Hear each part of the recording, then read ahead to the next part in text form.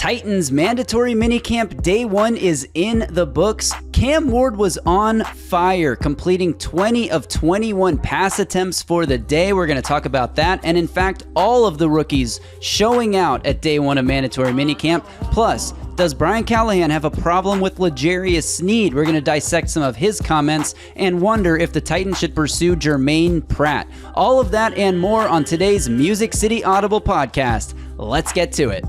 It is the last tune-up, before we break for the summer and head ourselves into the real thing in training camp. So plenty of things to improve on for sure. Plenty of things to improve on here as the Titans are in their final tune-up there, as Brian Callahan said. Welcome everyone to another episode of the Music City Audible podcast about the Tennessee Titans for Titans diehards only. Thanks for tuning in. Make sure you're subscribed to the channel. Give the video a thumbs up, like, and drop a comment below. What did you guys see reported out there about Titans mandatory minicamp day 1 that has you excited? We are presented by Sinkers Beverages, the premier wine, spirits, and beer store in East Nashville, alongside 440 Sports. I'm Justin Graver. With me, as always, Justin Melo. Justin, this is it. This is our last little taste of football for about a month until training camp.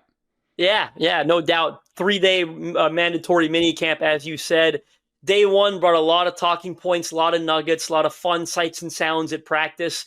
We're going to maximize these 3 days. Again, we'll be back, you and I, on day 2 and day 3 with recap episodes. So our listeners can look forward to 3 episodes over these next 3 days. We'll have a full episode for every single mini camp practice. I'm really excited about that.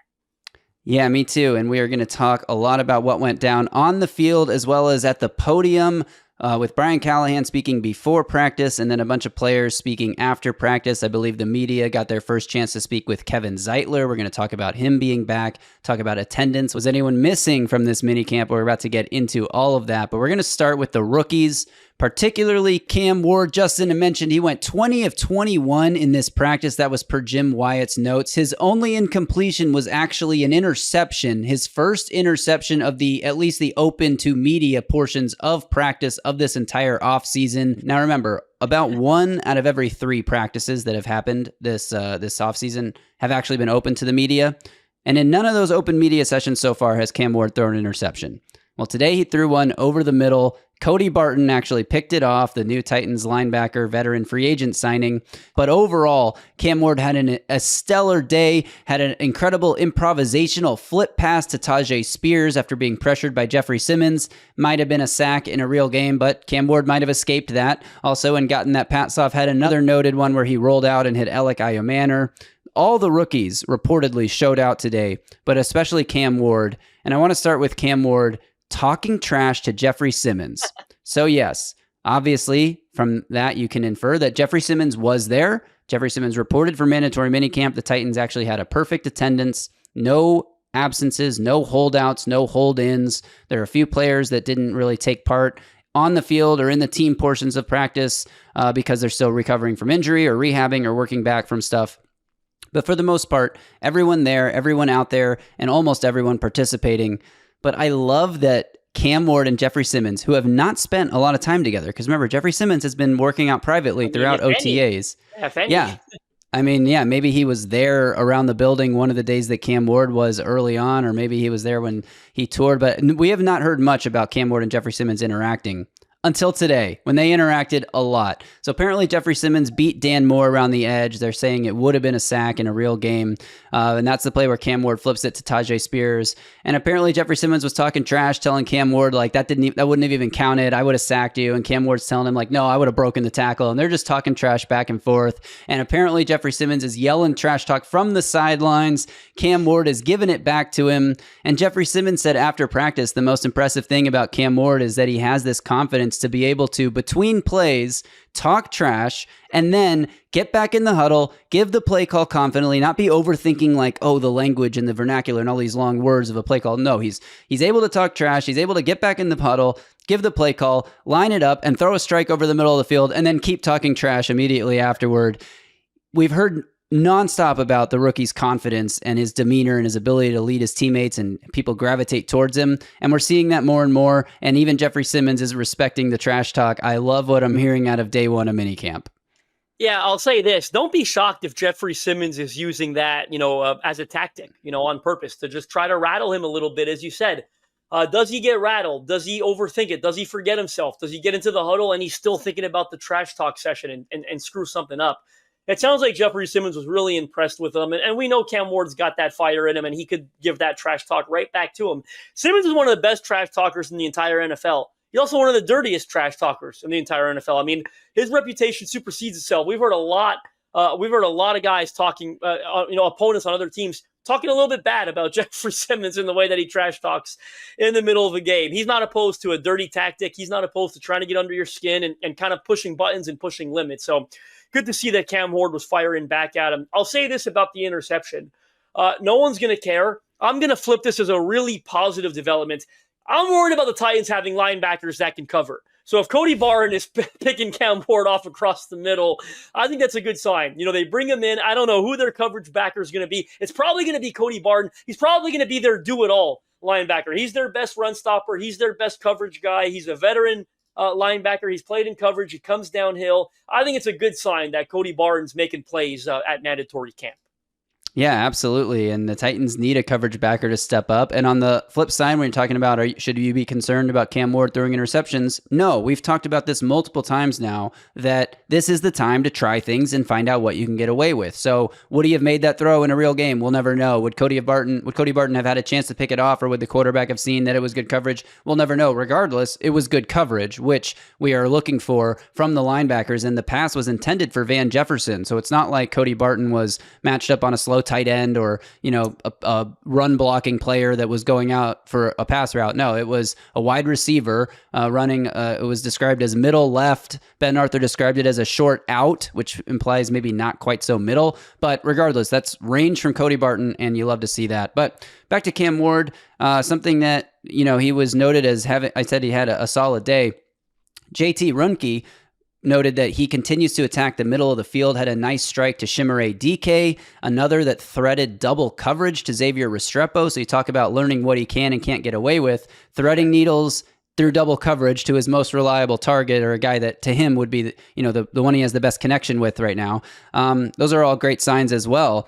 And it's just nice to see as he continues to attack the middle of the field that Brian Callahan, they asked him about that at the press conference before practice began, and he said that that is definitely one of his strengths right now, and we'll continue to work to emphasize that, as well as continuing to try to improve areas we think need improvement. He didn't define what those were, but Cam Ward attacking over the middle. I heard Paul Kaharski and Braden Gall talking about this on the 440 Sports Network on Monday as they previewed mandatory minicamp, that it's unusual for a rookie player to be this good and this comfortable attacking over the middle, because you have to have a good timing for space and feel and landmarks and leverages, and that things can get more condensed, and that it may be easier to read plays that are breaking out where there's only a sliver of the field that you have to worry about.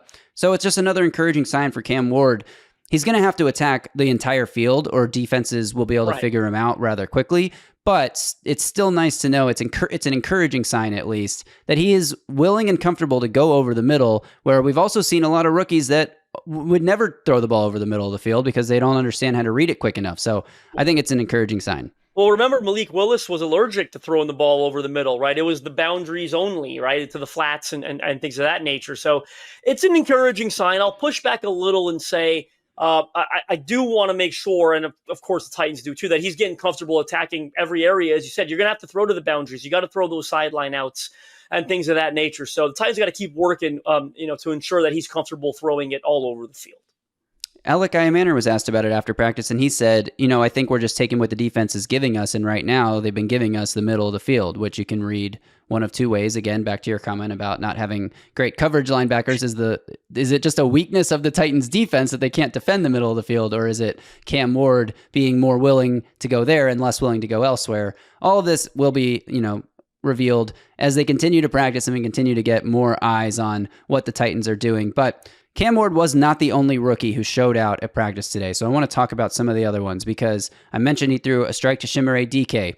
Alec Iamaner has been praised up and down for his abilities on the field. He's been called fluid. He looks fluid out there, which, coming out of the draft was maybe a concern we have, is that he's, doesn't have the most fluid movements because of his Stiff. larger frame. Yeah, stiff mover, but he talked about how he's been watching Calvin Ridley, not just like talking to him, but literally watching like his posture as he run routes, always trying to sell the vertical route and with his body language as he's, getting up into his route stem, and he's like watching film and he's like, wow, look at Rid. Am I doing what Rid's doing? And he said he has to sometimes be reminded at the start of practice that he needs to be in that mindset from the get-go. So it's nice to see him like making progress as a receiver. And he wasn't the only one that was showing out. Aya Manor showing out. DK, I mentioned the catch. Xavier Restrepo, though, has really started to prove himself, and I think there's been a lot of question marks about, his lockness to make the team. Like, how much of a lock is Restrepo to make the team, with some people saying, like, it's 50-50 at best, with other people saying, like, well, he's got to make the team. He's Cam Ward's safety blanket.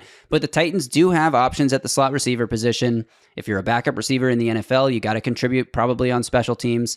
But if you prove yourself to be a reliable enough pass catcher, then you can just be a pass catcher. You don't have to also be a special teams player. And Ben Arthur said Xavier Restrepo was all over the place today. Not an exaggeration that he was the recipient of every second or third pass by a QB today, not just Cam Ward, but all the QBs.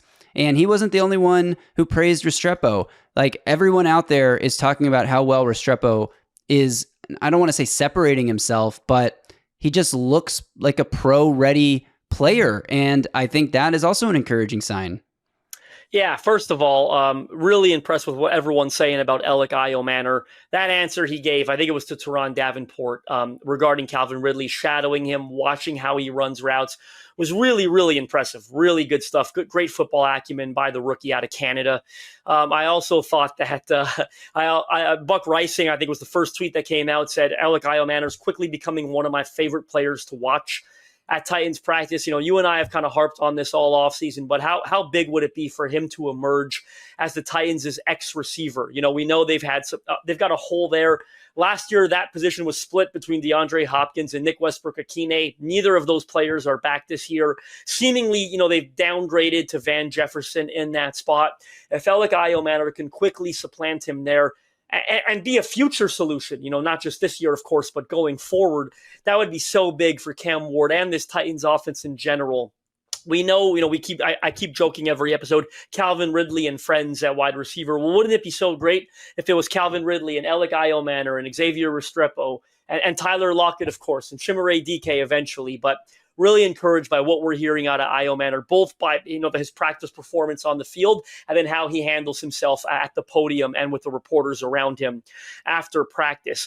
What can you say about Xavier Restrepo? I'm glad that you noted that Ben Arthur tweet, because I was going to bring it up. It's not just Cam Ward. Like, when Will Levis is out there, when Tim Boyle is out there, when Brandon Allen is out there, they're all looking his way. All four Titans quarterbacks are searching for him, and he's been the security blanket for them, throughout OTAs, rookie minicamp for Cam Ward, and then certainly now on day one of mandatory minicamp.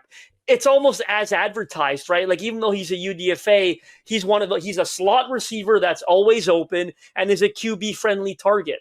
And I believe it was Paul Kuharski who noted he seems to be working higher and higher up the depth chart. I want to quickly shout out, you've done a lot of talking on this episode. I'm going to shout out two rookies as well that you didn't bring up there. I'm going to move on to tight end Gunnar Helm, who also got a lot of praise. Yeah, I know you're going to throw horns up.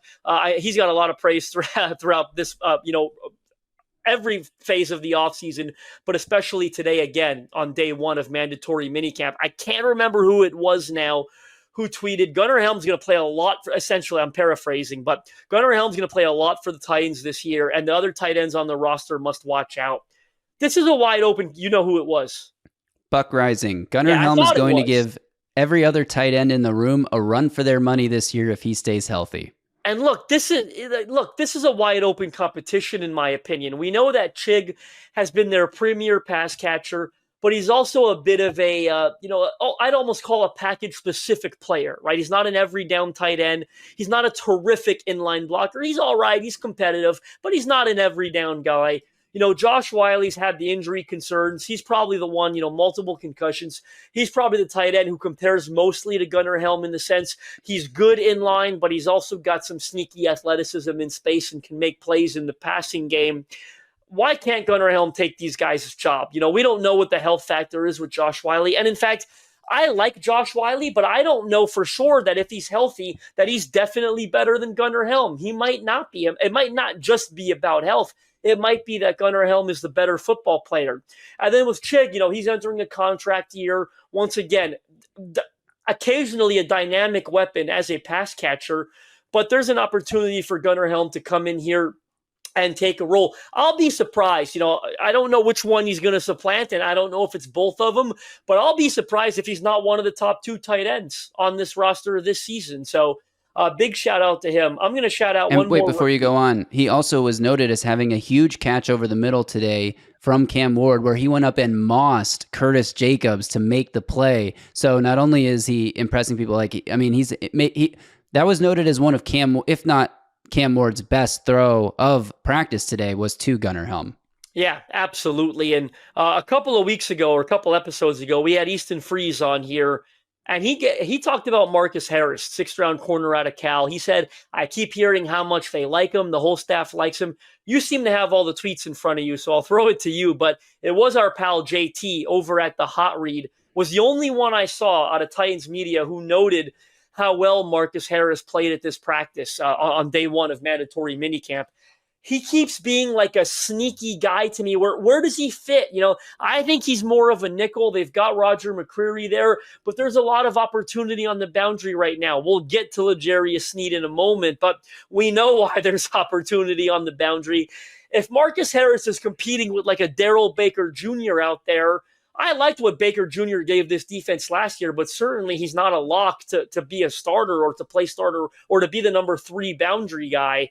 I'm putting Sneed and Brownlee at 1-2, of course, when healthy.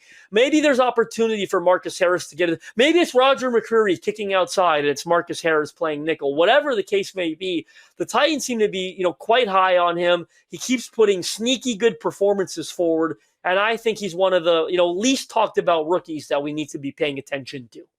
Yeah, JT Runke said Marcus Harris continues to get a lot of work in 7s and 11s. Seems they really like the 6th rounder from Cal. And maybe he's been talking to Easton Freeze. They did used to do a podcast together, the Hot Read Pod, which now I guess Stoney is in for Easton as Easton over at A to Z Sports. One last note on these rookies before we move on to the other topics we have here is that Ward stayed after practice to throw with Tajay Spears, Xavier Restrepo, and Jaquan Jackson, which is a name we haven't heard a whole lot of from during these minicamp practices. Another guy we haven't heard a whole lot of about is Bryce Oliver, which is we were penciling in Bryce Oliver as part of the receiver rotation back end, but part of the rotation coming into this offseason program.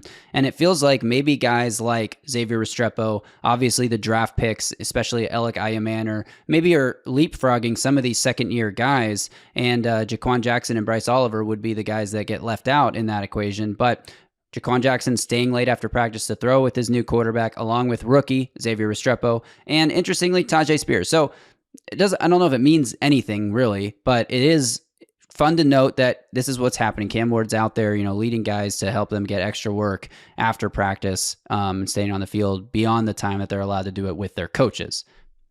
Yeah, definitely a great sign. And a guy like Tajay Spears got to be a big part of the offense. A guy like Jaquan Jackson is fighting for his roster spot. I think if most of us were submitting 53-man roster projections, very few of us would have Jaquan Jackson on that right now. So it's important that he, keeps his head down, put his nose to the grindstone, and gets hard to work. Yeah, I agree. And coming up next, we're going to talk about L'Jarius Sneed, what Brian Callahan said about him. Do the Titans have an issue with L'Jarius Sneed? Also, we're going to talk about Germaine Pratt and his, availability now that the Bengals have released him. Also, what did the veterans do, some of the older veterans? But first, a word from Sinkers Beverages, the premier wine, spirits, and beer store in East Nashville, serving the community since 1985. Sinkers Beverages has a huge selection of wine, spirits, and beer, a knowledgeable staff that'll help you figure out what you need to make the perfect drink, whether you're hosting a party or just trying to chill with some friends. And the best part is, Sinkers Beverages is on Uber Eats, so you don't even have to leave your house. You can browse the whole selection right there in the app, throw what you want in your cart, and they'll deliver it right to your front door. Plus, Sinkers Beverages has an exclusive free membership group called the In Crowd. In-crowd members get access to allocated wines and spirits, exclusive events, early access to barrel releases, and more. So check out Sinkers Beverages today. You can join the in-crowd by following the link in the podcast description. Also, Justin, you were on the radio on Tuesday morning talking with Robbie and Rexroad about Titans of the South. Now, if you missed the last few episodes, where you been? Thanks for not tuning in. Just kidding. I don't, But if you missed the last few episodes, we've been talking a lot about Titans of the South re-release, special limited edition for 2025, which includes an illustrated player card exclusive, also includes notes on the 2024 season, but more importantly, the 2025 off season. Since this book was published right before the 2024 season started, it's now been updated to include some notes on 2024, which was a disaster year, but it led to the 2025 offseason, which may prove to be one of the most exciting off seasons in the history of the franchise if Cam Ward pans out. So right now, this book, 33% off. That means it's only $20 for this beautiful illustrated coffee table book, full history of the Titans, now updated to right now, and you can only get it at titansofthesouth.com. It's only available, this $20 special, in the United States. So apologies to our overseas listeners. You can still get the book on Amazon. You just won't get the discount or the exclusive extra writing and illustrated player trading card. I will say a lot of you have been showing a ton of interest in the free player illustrated trading card. So that is just a free gift we're giving away to you guys for buying the updated version of Titans of the South. So not only will you get the free gift, the illustrated card, you guys are going to love. I'm so excited about that. I've seen the final product. It looks so damn good.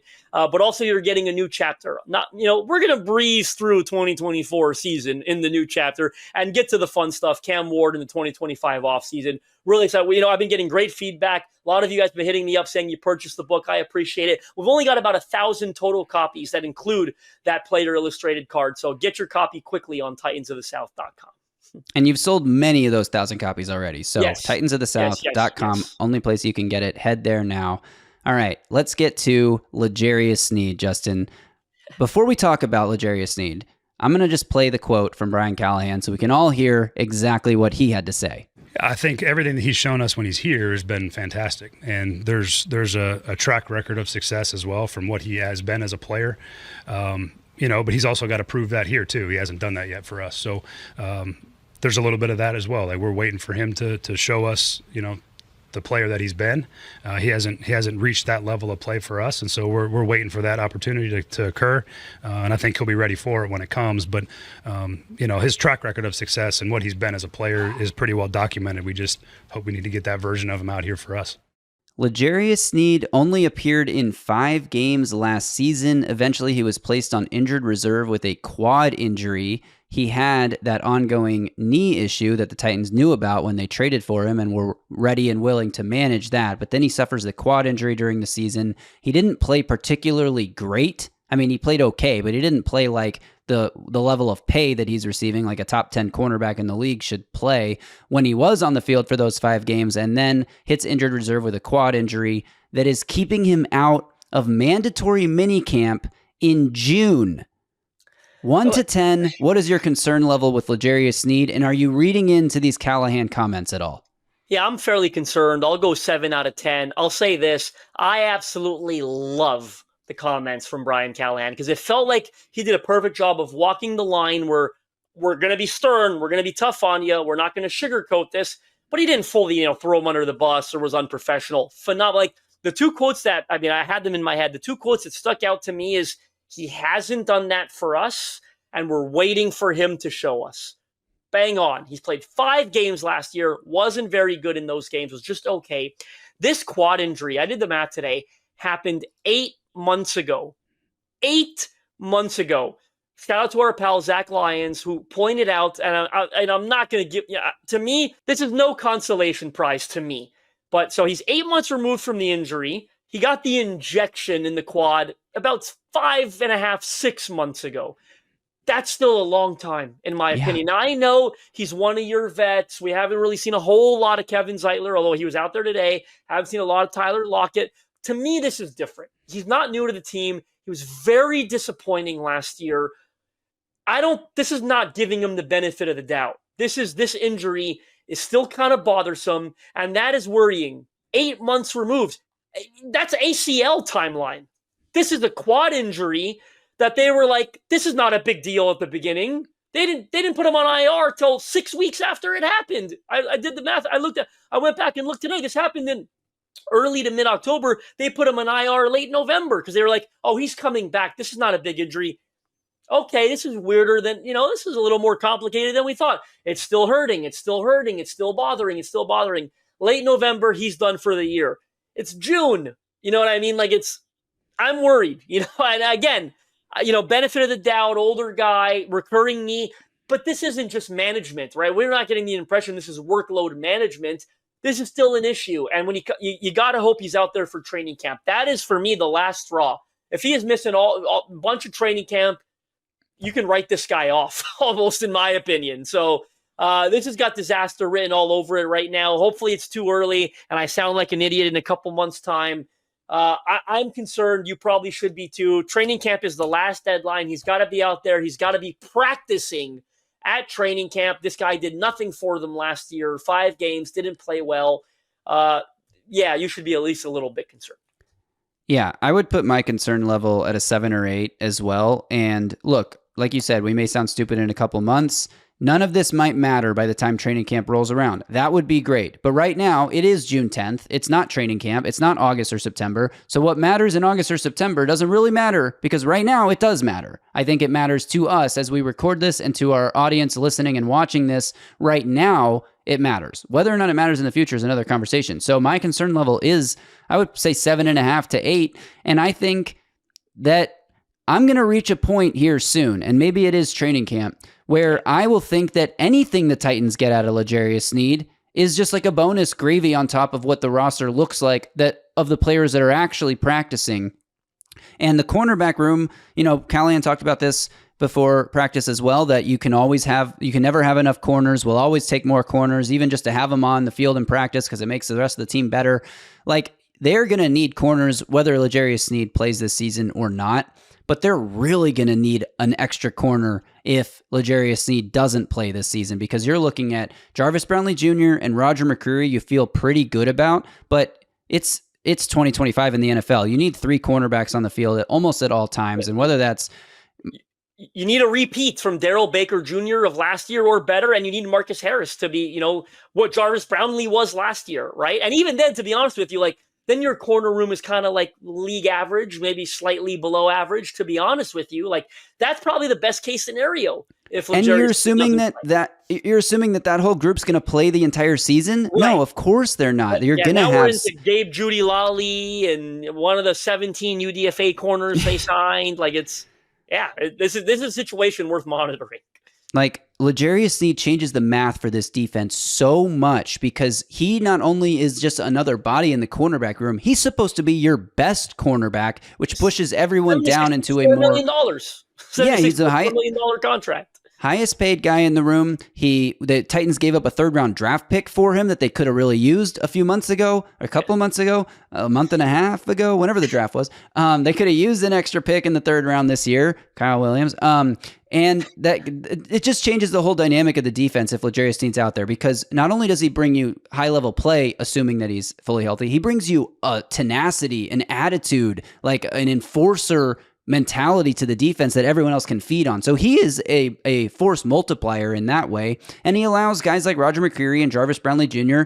to not have to cover the Justin Jeffersons and Tyreek Hills of the world, because that's Sneed's job to go cover the number 1 receiver. So anyway, long rant about L'Jarius Sneed here. This, again, may prove nonsensical in a couple months, but right now, I think it's a totally different defense without him on the field. They need him, and they might not have him. And I'm going to start thinking that they're not going to have him if he's not on the field for training camp, in a month and a half. 100% with you. We're going to talk about Germaine Pratt now. The Bengals released Germaine Pratt. He's getting up there. He's a veteran. He played a long time in Cincinnati. He was there. Callahan was in Cincinnati when they drafted Germaine Pratt, and he was there until Callahan left to become the head coach of the Titans. 5 years together in Cincinnati, Brian Callahan and Germaine Pratt. Right. So they spent a lot of time together there. The Bengals released Germaine Pratt. He had requested a trade earlier this offseason. The Bengals did not accommodate that. I think he either wanted a new contract or a fresh start. Obviously, Lou Anarumo was the defensive coordinator for most of his time there. He's in Indianapolis now, and the Bengals are going in a new direction. They say $5 million. Maybe they'll use it to pay Trey Hendrickson. Who knows? But Germaine Pratt hits the free agent market. Now, he's not the player that he once was. He's definitely lost a step, missing a few more tackles, not athletically the same, but he still was in the top 10 in the NFL in tackles last year. And here's what Brian Callahan had to say on Germaine Pratt, the person and the player. Yeah, I mean, Germaine was a key piece of our defenses in those runs when I was there in Cincinnati. Leader, good player, productive player. He's kind of responsible for some pretty memorable moments for those teams in those couple of years. And, I was with him from the time he was drafted till I left. So I got a good knowledge of the person. They're certainly, the type of guy you'd want to be around. Germaine Pratt has played all 17 games in each of the last 2 seasons. The 2 seasons before that, he played 15, and the 2 seasons before that, he played all 16 games when it was only a 16-game season. So this is a guy who's been very durable. He'll be going into his 7th season in the NFL, which isn't that old, and a guy that Callahan talked about as a leader and a guy that you want to be around. So the Titans have a massive hole at the second inside linebacker position. It's an open competition right now between Cedric Gray, James Williams, maybe Otis Reese, maybe somebody else emerges. But Cody Barton is the only lock to start at linebacker right now. And Callahan likes Germaine Pratt. He fits the durability and the leadership model that the Titans have followed when they brought in basically every free agent that they've signed this cycle. It seems like it would be a good match. But is Germaine Pratt at the point in his career where he actually wouldn't really be much of an addition and you're better off just seeing what you have with the young guys? Yeah, without knowing the person, I'm going to pass here. I'm pretty well connected in that Bengals market, and he had a bad year last year. Just kind of looked a little washed up, in all honesty. Like when Germaine Pratt was at his best, he was quite good in coverage. That was a struggle area for him this past year. He's 29. I think it's probably a sign that the athleticism is starting to wane a little bit.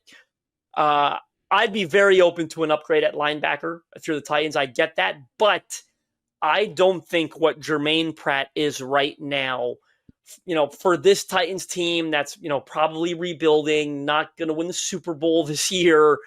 I don't think he's worth, not finding out what you have in Cedric Gray and James Williams. Now, I'm not a big always, you always got better on your team. You got to play the young guys.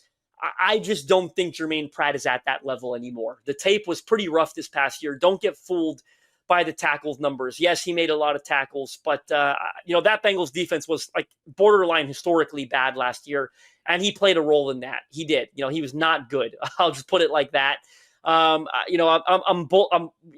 very questionable on Cedric Gray and James Williams. Don't know what we have in them. And I'm not the type to just automatically assume that they're going to be great because they, you play for my favorite team. And, we'll see. But I don't think Germaine Pratt is worth not finding out. I think the Titans desperately need to know what they've got in those linebackers. And, hey, you had an opportunity to acquire I'm obviously kidding here, but like a Fred Warner, you're not passing on a Fred Warner because you've got James Williams and Cedric Gray. I do think I'm passing on a Germaine Pratt because I've got Cedric Gray and James Williams. So for me, it's a hard no. I'm in on Germaine Pratt, but I'm not in on Germaine Pratt as a guaranteed starter next to Cody Barton. If he doesn't have like a very active market, and he sits out there until training camp and the Titans get into training camp and they're like not super impressed with these other linebackers, and you want to bring him in and say, hey, you can compete for a starting job, we would appreciate your veteran leadership in this room to help bring some of these younger guys along, and with the familiarity with Callahan, that's fine. Like, then maybe you take a stab on him. You don't give him a huge contract and you don't guarantee him playing time. That's the level that I'm in on Germaine Pratt. So I think that if that's how it materializes, then that's great. Callahan said, both sides would have to have interest. I did think it was interesting just that he even talked about him. The Mike Vrabel era, it would have been, we're going to coach the players that are here. We're not going to talk about players that aren't on the roster. So at least we got a nice quote from Callahan. Final topic here, Justin.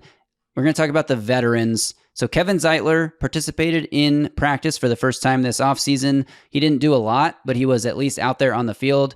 Tyler Lockett came out, hit the jugs machine before practice, and then didn't participate beyond that. And then obviously we've covered L'Jarius Sneed. Jeffery Simmons was back full go, which was great to see. We can put all the nonsense that I've been spewing to rest. Jeffery Simmons out there being the leader that we want him to be, and making plays, beating Dan Moore for a would-be sack and talking trash with Cam Ward. So I'm pretty comfortable with where Jeffery Simmons is at there, and it seems like the Titans are on track to do this thing the right way with the veterans. Keep them fresh and manage them as well as they need to. Not overwork them, but also like not have, aside from L'Jarius Sneed, not have to worry about what they're going to get from these guys. Yeah, if there were 2 players in the National Football League that I would wager could wake up tomorrow and play a football game, I don't know for sure what that list would look like, but Tyler Lockett and Kevin Zeitler would be pretty high on that list. So this is totally different from L'Jarius Sneed, right? They're there, available to practice. The Titans are not worried about them. Brian Callahan sounds worried about L'Jarius Sneed. Totally different ball game. And Kevin Zeitler, he did a bunch of interviews with media after the practice, talked about why did he come here? And he said, things are interesting. Number 1 overall quarterback. Things can get turned around quickly. Talked about working with Brian Callahan. So all good signs on Bill Callahan. Talked about Bill Callahan. Sorry, yes, that's what I meant. All good signs from Kevin Zeitler. Last thing I'll touch on, Jeffery Simmons down to 301 pounds. I thought that was interesting. Said he played at about 315 last year, is hoping, shedding those, 14, 15 pounds, less wear and tear on the body. We all know he's been an injury-prone guy, somewhat injury-prone throughout his career. He's a classic play 12, 13 games a year, right? Hasn't been a 17-game guy. Maybe playing at 301, remove some of the weight, from the knees and the stuff that tends to hurt when you're carrying more weight on your body. And maybe he's a little bit more explosive. He's already plenty explosive, but maybe he's a bit even more explosive, down 15 pounds. So thought that was a good sign. Really interesting that he decided to shed that weight this offseason. Yeah, I think that's a great point. I'm glad you brought it up because that definitely can help him, with the ankles and, like you said, the knees and just the lower body carrying all that weight. All right, that is Titans Day 1 of mandatory minicamp recapped for you guys on the Music City Audible Titans podcast for diehards only. Make sure you are subscribed to the channel. Again, give this video a like so that we reach more people out there. Send it to a friend. If you're a Titans fan, you got some Titans fans in a group chat, send them the podcast. Say, hey, check it out. These guys are really smart. They know what they're talking about. That's your words, not mine. Obviously, I wouldn't say that about myself. And check out titansofthesouth.com. Thanks again to Sinkers Beverages. We will be back tomorrow to recap Day 2 of mandatory minicamp and again on Wednesday before the Titans head off to summer break before training camp. That'll do it for this one. Thanks again to everyone for tuning in. Until next time, y'all stay safe out there and tighten up.